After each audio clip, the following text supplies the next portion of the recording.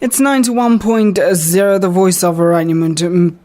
The topic for today was the global politics of COVID-19 vaccine.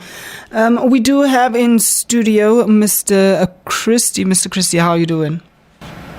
I'm good, thank you. How are you? I am doing well, thank you, sir. So our topic for today is the global politics of COVID-19 vaccines. Can you tell us a little bit more about this topic? Yeah, I think, seeing that there's been such a big hype around the world for the development of vaccines in order for us to get out of this pandemic that we're at. The vaccines have now been developed, they've already been released, but somehow countries in the poorer part of the world seems to struggle to get access to the vaccines, whereas richer countries, have already received and administered millions of doses of vaccines. So with this piece, I wanted to sort of reflect on possible reasons for why this may be, as well as the fact that there seems to be a world order around these vaccines and that the poorer parts of the world are not having as regular access as they should have.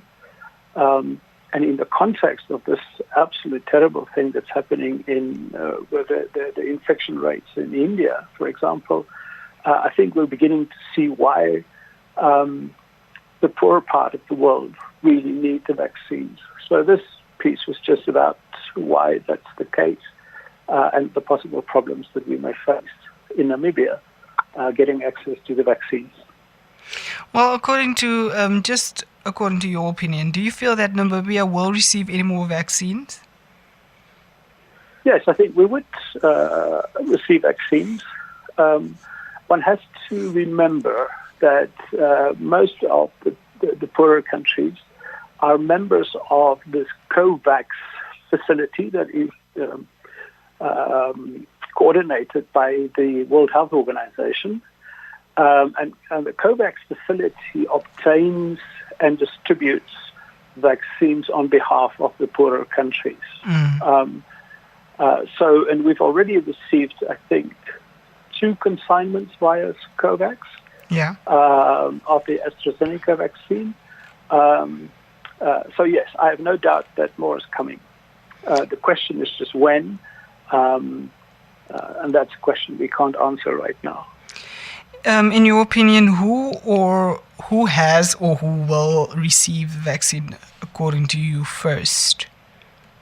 Well, it's clear that as soon as the efforts to develop the vaccines got underway, rich countries such as the US and European countries had already started buying up doses of the vaccine, in some cases huge amounts of vaccine, more perhaps even than what they need, so that by the time the vaccines were finally approved for use, the first large consignment of these vaccines were already bought up and paid for by the first world. Right now, there's not enough manufacturing of some of these vaccines, and we know some of them had sort of problems with AstraZeneca, problems with Johnson & Johnson, meaning that in some parts of the world, these vaccines have been discontinued or at least paused temporarily. And it just appears as if in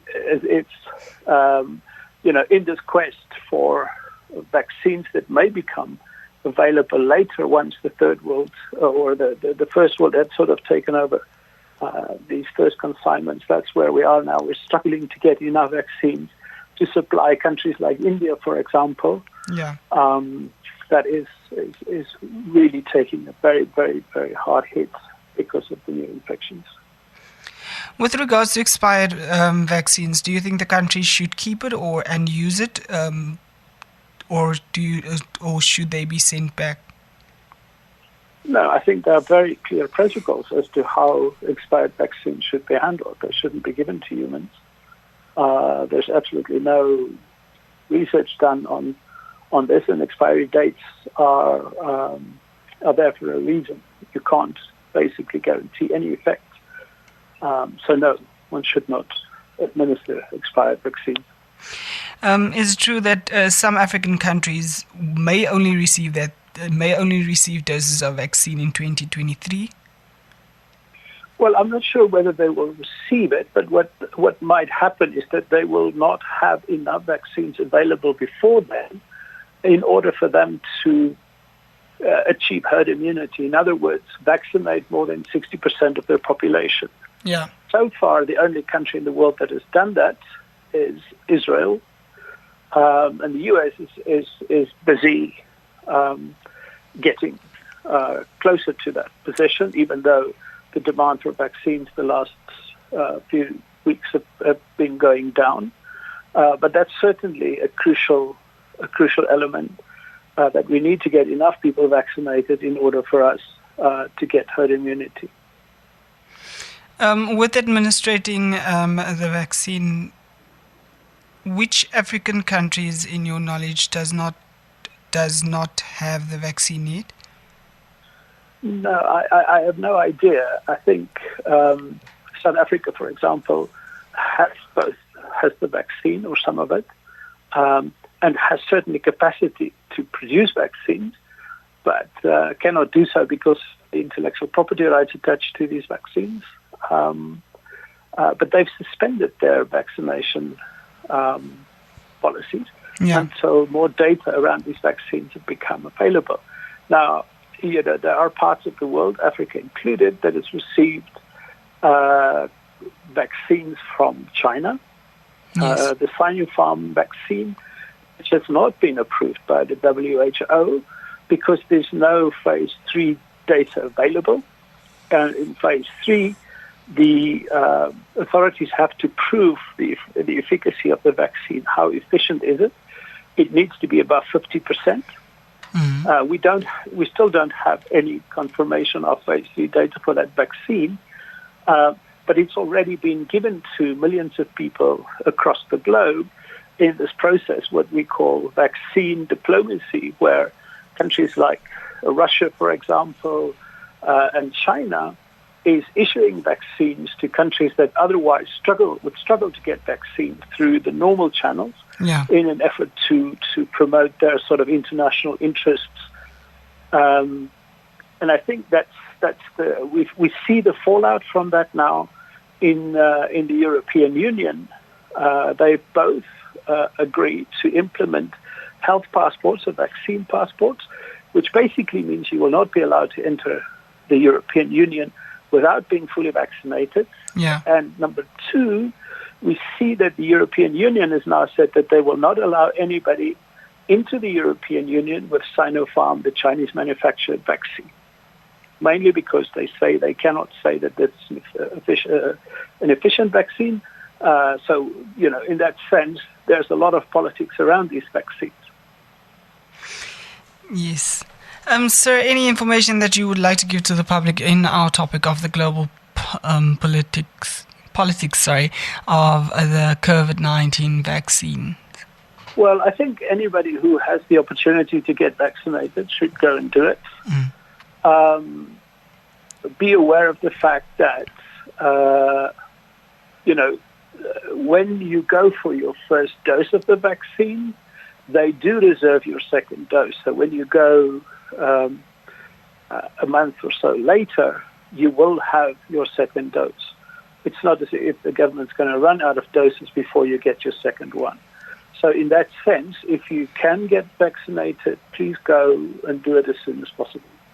So once you get your first dose, your second dose is already reserved for you? Yes. Yes. And you have to wait a prescribed period of time before you become due for your second dose. I think it's a number of weeks.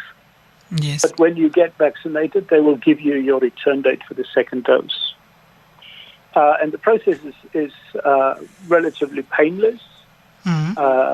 You register. There's a health checklist that you have to complete, normally in the presence of a medical practitioner, before you go to the actual injection.